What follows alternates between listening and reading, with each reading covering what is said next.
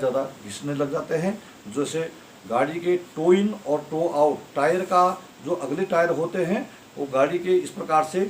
लगे होते हैं। अगला भाग उसका क्लोज होगा और पीछे भाग उसका खुला हुआ थोड़ा से खुला होता है, क्योंकि जब गाड़ी सड़क पर दौड़ती है तो आगे से जो हवा का प्रेशर होता है तो टायर उस समय सेंटर में आ जाते हैं। इसलिए इसका टो इन के मतलब गाड़ी के जो आगे टायरों का आगे का हिस्सा है वो क्लोज और पीछे उसको हल्का से खुला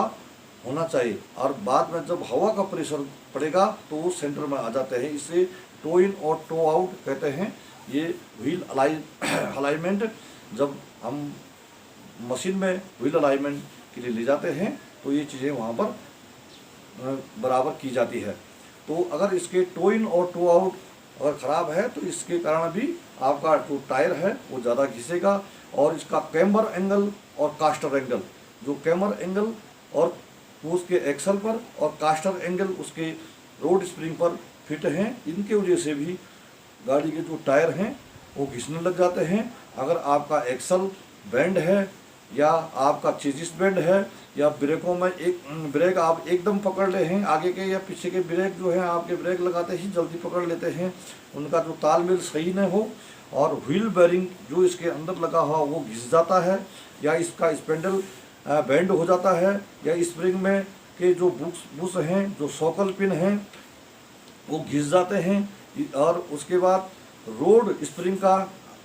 जो रोड स्प्रिंग सीधा हो जाती है, जो आगे के अगर रोड स्प्रिंग लगी हुई है तो वो सीधे हो गए हैं, या जो स्प्रिंग जो कमानी है आगे कमानी सीधी हो जाना, या जो स्प्रिंग टाइप के हैं उनका टेंशन कम हो जाना, इससे भी आपके जो टायर ज़्यादा घिसने लग जाते हैं। और जो या तो आगे अगर आपका रोड स्प्रिंग लगी हुई है तो उसमें उसका सेंटर बोल्ट का टूट जाना, यू बोल्ट का लूज हो जाना, इससे भी आपका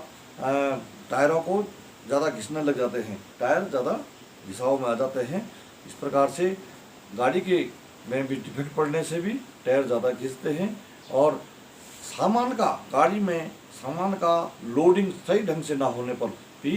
जो टायर हैं वो आपके ज़्यादा घिस जाते हैं। अगर आपने टायर अपने गाड़ी के टायरों की लाइफ को बढ़ाना है तो उसके लिए आपका ये चीज़ों का ध्यान रखना है कि उसमें जो लोड की क्षमता है वो ठीक ढंग से लोड हुआ है या नहीं हुआ है, और टायरों में इस प्रकार से हवा का लेवल क्या है, टायर रेडियल है या रबर टायर हैं, और जिस प्रकार से उसमें